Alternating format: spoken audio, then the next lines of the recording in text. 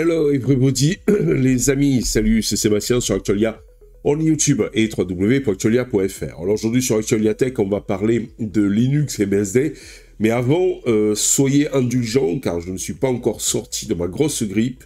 J'arrive à mieux parler sans trop tousser, donc c'est déjà une chose, mais bon, c'est pas le top des tops, et puis je suis encore bien KO, ce qui fait que j'ai pas tout... voilà, tout bien au beau fixe. Alors, je remercie à tous ceux qui m'ont souhaité un bon rétablissement et autres.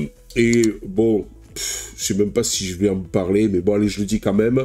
Et rien de bon pour donc ceux qui m'ont presque insulté. Et oui, parce que sur les réseaux sociaux, pour certains, c'est un dépotoir.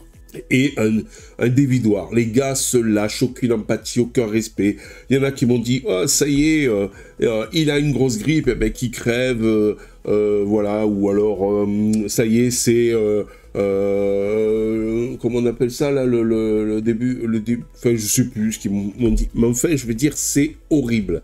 Et moi, quand je vois le comportement de certaines personnes, mais d'une méchanceté infâme, je veux dire, ça me stupéfait. Dans cette société actuelle, ça me stupéfait. Allez, on va revenir à nos moutons. Quel est l'avantage de BSD par rapport à Linux?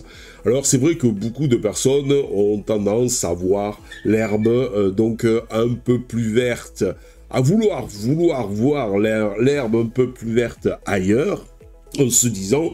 Linux, c'est bien, mais s'il y avait mieux que Linux, et s'il y avait BSD?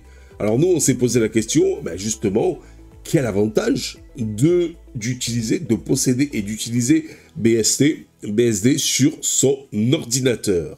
BSD, vous voyez par là, Berkeley Software, donc distribution, et Linux sont deux familles de systèmes d'exploitation open source, qui partagent malgré tout des similarités, mais présentent également des différences significatives.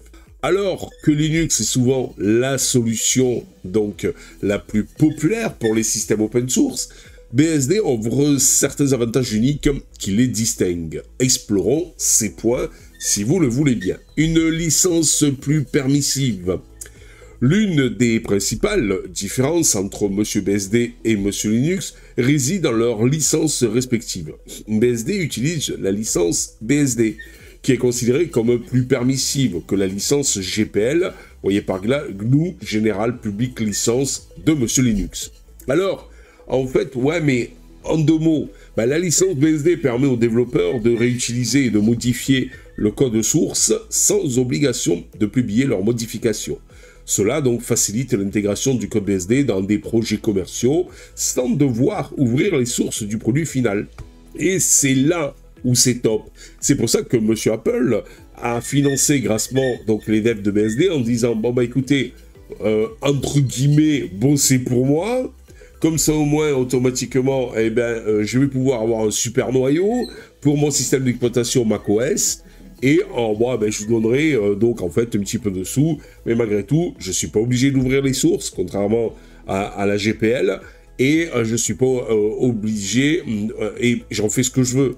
Voilà, c'est-à-dire je peux en faire un cadre commercial ou pas.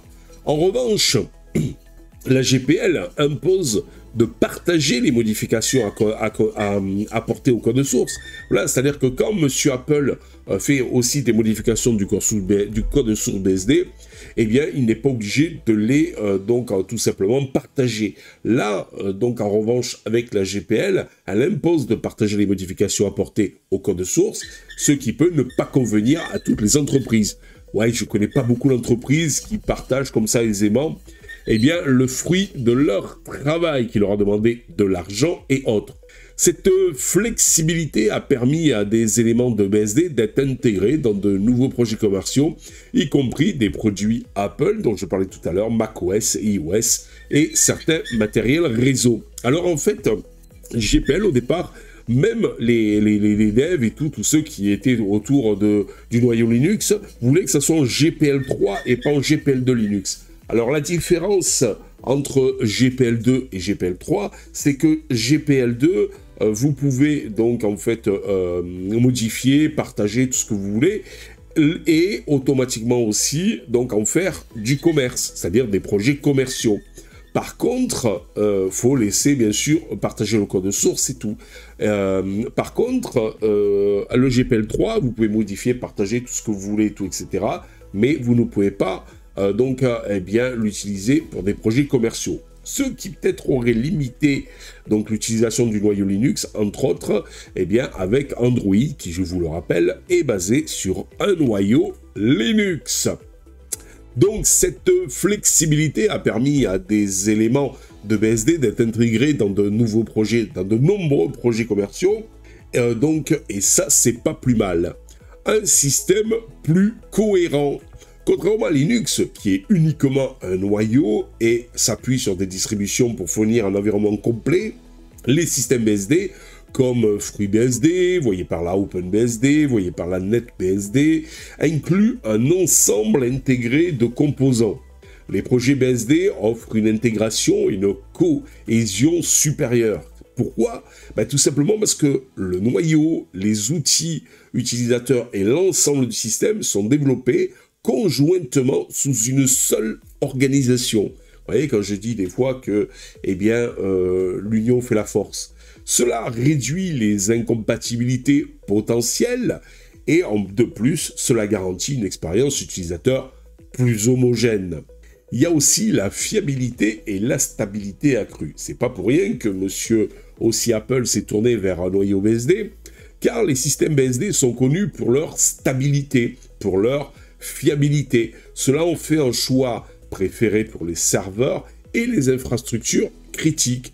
OpenBSD, par exemple, est célèbre pour son accent sur la sécurité et souvent considéré comme l'un des systèmes d'exploitation les plus sécurisés disponibles. FreeBSD est largement utilisé dans les environnements de production pour sa stabilité et sa performance réseau exceptionnelle. La rigueur de leur développement garantit que les versions sont bien testées avant leur sortie, minimisant ainsi les bugs critiques. C'est quand même pas mal. Faut dire ce qui est vu comme ça, c'est quand même pas mal. La sécurité avancée. Et là, BSD fait quand même très fort. Puisque BSD, notamment OpenBSD, se distingue par son approche proactive de la sécurité. Alors, si vous le voulez bien, je vais vous donner quelques exemples. Des audits, par exemple, de code systématique pour identifier et éliminer les vulnérabilités. L'intégration de la technologie de sécurité avancée, comme les pare-feux et les systèmes de protection contre les débordements de mémoire. Vous voyez, c'est pas mal quand même, BSD, c'est un truc qui peut être assez sympa. Alors, vous avez une politique par défaut qui privilégie aussi la sécurité plutôt que la commodité. Linux, quant à lui, bien que quand même un système très performant, vous savez comme on l'aime, Linux, dans ce domaine, ne dispose pas toujours du même niveau d'attention systématique à la sécurité. Un système de ports et de paquets efficace. Excusez-moi, j'ai encore un peu mal à la gorge. BSD donc propose un système de gestion des ports qui facilite l'installation et la gestion des logiciels. Quant aux logiciels, vous avez énormément de logiciels qui sont similaires entre Linux et BSD. FreeBSD, par exemple, lui dispose d'un système de port qui permet aux utilisateurs d'installer des applications directement à partir du code source ou via des paquets binaires précompilés.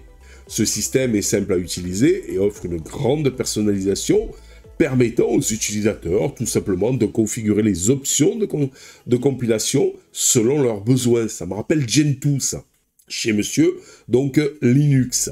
La communauté et gouvernance différentes. Et oui, il y a des similitudes, mais aussi il y a des différences. Les projets BSD sont gérés différemment des projets Linux. Alors que monsieur Linux a une structure communautaire, décentralisée, et est dirigé par monsieur Linus Torvalds, les projets BSD ont souvent une gouvernance plus centralisée. Cela peut mener à une prise de décision plus cohérente et à un développement mieux organisé. Oui, parce que à part le noyau Linux par lui-même, qu'il faut dire ce qui est centralisé avec Monsieur Linux Torvald. Chez Monsieur Linux, ça part dans tous les sens. Les utilisateurs qui préfèrent un environnement de bureau moins chaotique et plus structuré pourraient préférer BSD. Simple, si ça continue comme ça, j'en suis certain, doivent se dire, mais oh, je vais aller choisir BSD. Bah écoutez, le choix entre BSD et Linux dépend largement des besoins et des priorités de l'utilisateur. BSD offre une licence plus permissive, une meilleure cohésion systémique, mais une sécurité renforcée et une stabilité exceptionnelle, mais, ça en fait ok un choix idéal pour certains environnements spécifiques, notamment les serveurs et les infrastructures techniques critiques, mais pas pour le grand public, je pense. En revanche, Linux, avec sa communauté massive et sa large adoption, reste souvent le choix par défaut pour une variété de cas d'utilisation, et surtout pour le grand public. En fin de compte, le meilleur système est celui qui correspond le mieux à vos besoins spécifiques, et je pense que si vous connaissez pas trop BSD, et que vous êtes lancé il n'y a pas si longtemps que ça dans Linux, restez-y, car Linux vous conviendra le mieux, Linux supportera le mieux votre matériel, et Linux, vous pourrez trouver un petit peu tout ce que vous voulez, contrairement encore chez Monsieur BSD. J'espère que vous avez aimé cette petite vidéo. Je vous remercie encore à tous ceux qui m'ont souhaité un prompt rétablissement. Et je vous dis à bientôt pour une nouvelle vidéo. N'oubliez pas le petit pouce en l'air. N'oubliez pas de vous abonner. Tout ça pour nous encourager dans cette belle aventure multimédia. Avec vous les amis. Et je vous remercie vivement. À bientôt. Bye bye. Si vous avez aimé cette vidéo, abonnez-vous, mettez un pouce en l'air, et partagez cette vidéo, merci, cela fait toujours plaisir.